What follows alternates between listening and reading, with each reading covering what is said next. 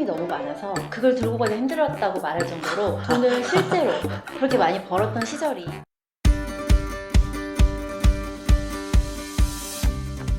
안녕하세요.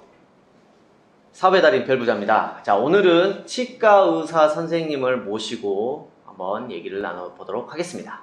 자, 먼저 자기소개 부탁드릴게요.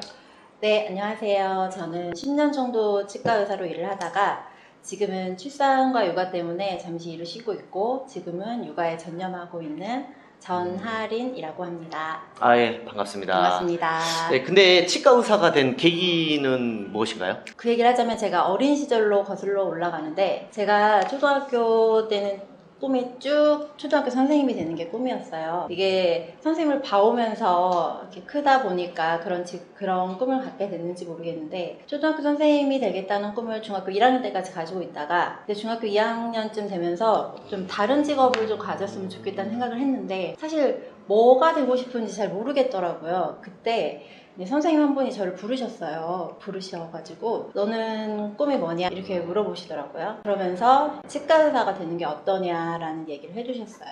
아, 선생님 추천? 네, 선생님께서 네. 치과 의사가 되는 게 어떠냐고 얘기를 하시면서 그 부부치과 의사가 될 수도 있고 돈도 많이 벌 수 있고 이런저런 장점을 얘기를 해주셨는데 사실 중학교 2학년이 뭘 알겠어요. 잘 모르지만 제가 그때 모범생이었거든요. 선생님이 그렇게 얘기를 해주시니까 뭔가 되게 좋게 느껴지고 아 되면 좋겠다 이런 생각을 그때부터 했던 것 같아요. 그래서 그때부터 막연하게 치대를 가야겠다 이런 생각을 하고 그 생각을 하다 보니까 그게 진짜 제 꿈이 되고 그렇게 치대를 들어가고 치과 의사가 된 것 같아요. 네. 축하드립니다.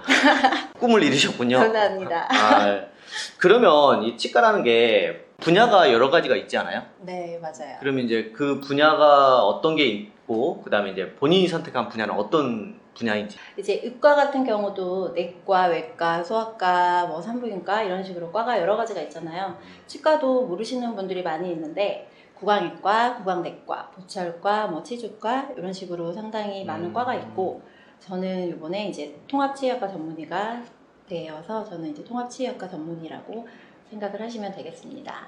아, 그러면 통합치의학 전문이라고 있는데 그건 또 어떤 거예요? 그거는 이제 초창기부터 있었던 과는 아니고 이제 최근에 이제 만들어진 과인데 그 대학병원을 생각을 하면 과가 여러 가지로 나뉘어 있다 보니까 환자분들이 보철과 가서 보철 치료받고 치주과 가서 치주 치료받고 구강외과 가서 구강외과 치료받고 이런 식으로 치료를 하다 보면은 치료 기간도 길어지고 왔다 갔다 치료를 받게 되니까 불편하고 그러다 보면은 뭐 적기에 치료를 해야 되는데 그 시기를 놓치는 경우도 있고 이런 불편한 사항이 있다 보니까 요거를 통합적으로 사고해서 진단하고 치료하는 과가 있으면 좋겠다라는 취지에서 만들어진 과가 통합치의학과 전문이라고 생각하시면 되겠어요. 아, 그러면 이것도 시험을 봐야 되죠? 그렇죠. 일정 기간의 그 임상 경험이 있어야 되고 또 보건복지부에서 인정한 그 교육 과정이 있고 일정 시험을 거쳐가지고 통과한 사람에게 주어지는 전문의 자격입니다. 아, 그것도 따셨죠? 그럼요. 축하드립니다. 감사합니다. 대단하신데요? 네. 목표한 거는 다 이루시는 것 같아요. 감사합니다. 아, 그러면 또 궁금한 게 네. 그 페이 닥터라고 있잖아요. 네. 페이 닥터라고 있고 그다음에 이제 개원을 해서 네. 이제 본인의 이제 사업체 운영하는 거죠. 치과를 운영하는 거. 네. 두 가지가 있는데 네. 이제 선생님 같은 경우는 이제 페이 닥터로 일을 네. 하신 거죠. 네. 왜 개원을 안 했어요? 그 일단은 치과 대학을 졸업을 하고 이제 바로 개원을 하는 경우는 그렇게 흔치가 않아요. 왜냐면 학교에서 배운 것과 또 실제 환자에게 적용을 하는 거는 어느 정도 차이가 있기도 하고 실질적으로 어느 정도 경험이 쌓인 후에 개원을 하는 것이 일반적인 그게 뭐 정도라고 말할 수는 없지만 일반적으로 그런 코스를 많이 취하시는데 저도 그래서 처음에는 페이 닥터를 하면서 경험도 쌓고 뭐 일정 기간이 지나면 뭐 결혼도 하고 개원도 하고 이런 인생의 계획을 세웠지만 어쩌다 보니까 페이라는 기간을 10년이라고 꽤 긴 편이거든요. 그래서 페이를 10년을 하고 결혼하고 아이를 낳다 보니까 여자 의사들은 출산과 육아가 겹치면 또 이거를 병행하기가 힘들잖아요. 그래서 일단은 지금 육아를 이제 휴직을 하고 육아를 하고 있는 상황입니다. 아, 그러면은 그 10년 넘게 이제 네. 페이닥터로서 이제 치과 의사 활동을 하셨는데, 그럼 이제 좀 기억에 남는 환자 있어요? 제가 처음 1년차 때 치료를 했던 환자인데, 영구치가 난 지 얼마 안 된 환자인데 좀 많이 썩어가지고 신경치료를 들어가게 된 환자거든요. 근데 신경치료라고 하는 게 그 받아보신 분들은 아시겠지만 치료 기간도 좀 길고 되게 힘든 치료거든요.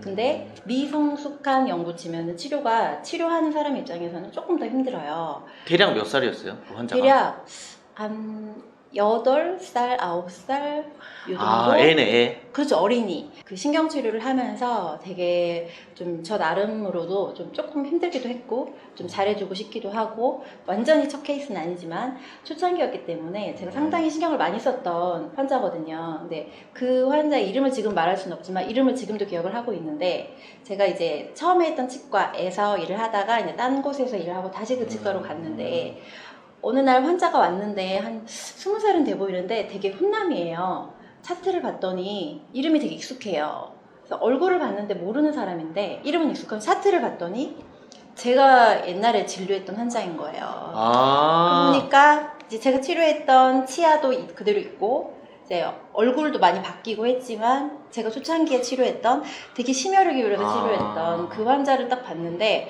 되게 기분이 묘하면서 그 환자와 그 치아를 딱 봤을 때 느낌이 상당히 묘하면서 되게 반갑더라고요. 그래서 그 환자분한테 내가 너 어렸을 때 치료를 해줬던 선생님인데 나라고. 너 혹시 나 기억하냐 이렇게 물어봤더니 기억이 안 난다고 하시더라고요. 근데 저도 분명히 시간이 너무 오래 지났기 때문에 얼굴은 기억은 안 나는데 이름과 그 치아를 본 순간 너무 반가운 거예요. 그런 환자가 있었어요. 되게 신기하더라고요. 세월도 빨리 갔네. 네네. 알겠습니다. 네. 치과 의사로서 생활하면서 가장 힘들었던 점은 어떤 게 있었을까요? 치과 의사가 사실은 의사라고 하는데 몸을 되게 많이 쓰거든요. 육체를 많이 쓰다 보니까 이제 초창기 때 3년 정도 일을 하니까 제가 팔이 안 올라가더라고요. 사과질을 해야 되는데 팔이 안 올라가고 이 오른쪽 이렇게 팔이 너무 아파가지고 그래서 이제 물리치료를 받았던 경험이 있거든요. 그래서 저뿐만이 아니라 오래 일하신 치과 의사분들은 목 디스크도 있고 뭐 허리가 안 좋으신 분들, 팔이 안 좋으신 분들, 저도 지금 그렇게 많은 나이는 아니지만 또 적다고 말할 수는 없는 나이지만 어쨌든 비가 오기 전날이면은 막 관절이 조금 쑤시거나 이런 것도 좀 있고 그래서 사실 치대를 처음 가고 치과 의사가 처음 됐을 때 몰랐던 부분이죠. 생각보다 육체를 많이 쓰더라고요. 그래서 이 퇴근을 하고 나면 너무 피곤한 거예요. 생각보다 많이 피곤하고 쉬고 싶고 그게 상당히 힘들었던 것 같고 또 한 가지 힘든 거를 또 생각을 해보면 사람들이 통증에 예민하잖아요. 특히 치아가 건강한 게 오복 중에 하나라고 그런 말이 있듯이 이제 치아가 아프면 그 통증이 좀 상당하기 때문에 치아가 아픈 통증엔 또 더 예민한 것 같아요. 또 좀 두렵기도 하고 치과 소리랑 치과 특유의 냄새가 있기 때문에 그렇게 좀 예민한 환자들을 계속 이렇게 대하다 보니까 그 예민한 환자를 대하다 보면 제 기가 빨리는 거죠. 기가 빨리고 그러니까 정신적으로 피로도가 되게 높은데 육체적으로도 피곤하고 그런 피로도가 생각보다 좀 높은 것 같아요. 생각보다 그렇게 쉬운 직업은 아니네요.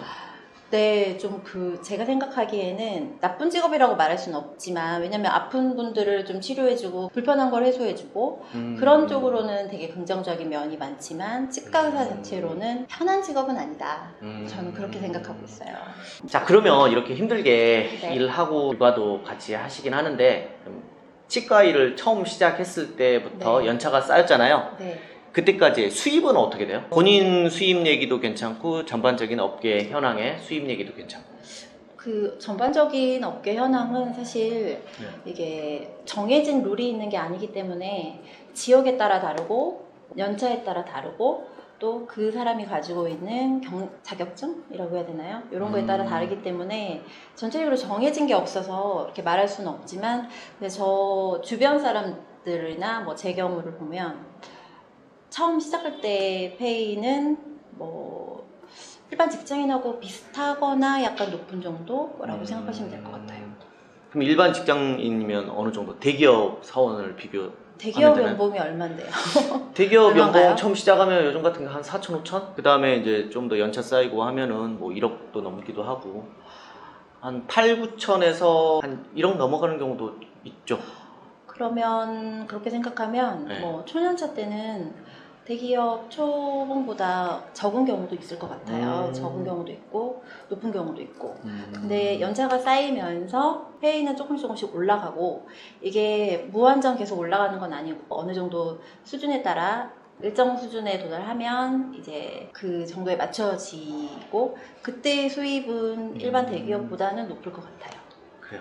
제가 네. 볼 때는 일반 대기업보다는 좀 더 높을 수도 있어요. 왜냐면은 이제 치과나 병원 쪽 업계 관행상 급여라는 게 네트 급여라고 해가지고 네. 300, 400, 500 이렇게 딱 그 네트 금액을 주거든요. 네. 근데 이걸 연말정산 하다 보면은 실질적으로 뭐 400씩 받았다, 뭐 500씩 받았다 그러면 그게 아니고 그 이상 좀 높아져요. 왜냐면 뗄 거 다 떼고 받는 돈이 그거니까. 네. 대기업에서 뭐 연봉 1억이라고 하더라도 그 실수령액이 생각보다 그렇게 많지가 않아요. 7, 800 달려나? 네. 연봉 1억이다 하더라도 그러니까 떼는 게 많기 때문에 어떻게 보면 네트 급여를 기준으로 하기 때문에 치과 쪽이 조금 더 낫지 않나 하는 제 생각입니다. 네. 이제 일반적으로 생각하시는 분들이 치과 의사는 돈을 많이 번다 이렇게 일반적으로 생각을 하고 계시는데요. 실제로 옛날에 치과 의사가 돈을 정말 많이 벌었던 시절이 있어요. 뭐 세미나 가서 원장님 말씀 들어보면은 그 당시에는 카드가 없었잖아요. 네. 현금이 너무 많아서 그걸 들고 가기가 힘들었다고 말할 정도로 돈을 실제로 그렇게 많이 벌었던 시절이 그 원장님께서 실제로 경험담을 얘기해 주셨거든요. 근데 예전 카드 나오기 그렇죠. 전이면 거의 뭐 20년 전? 20 몇 년 전? 더 전인 것 같아요. 아, 더 전. 네. 근데 이제 제가 일하던 때는 뭐 잘 되는 치과는 또 그렇게 많이 버는 치과도 있었겠지만 그때처럼 사람들에게 알려진 것처럼 치과 의사가 돈을 쓸어 담네 이런 시절은 이미 지났고 그리고 주변에 보시면 아시겠지만 치과가 건물마다 몇 개 이상씩 있거든요. 그래서 옛날처럼 그렇게 많이 버는 시대는 지났다. 일반 직장인보다는 좀 더 벌겠지만 돈을 쓸어 담는 직업은 아니다. 자루에 담을 정도는 그렇지. 아니다. 그 정도도 아니고 아, 그냥 그냥 가방에 그렇게. 살짝 담을 정도? 그것도 좀 많은 것 같은데요. 아, 제가 개론을 해봐야 알 것 같습니다. 알겠습니다.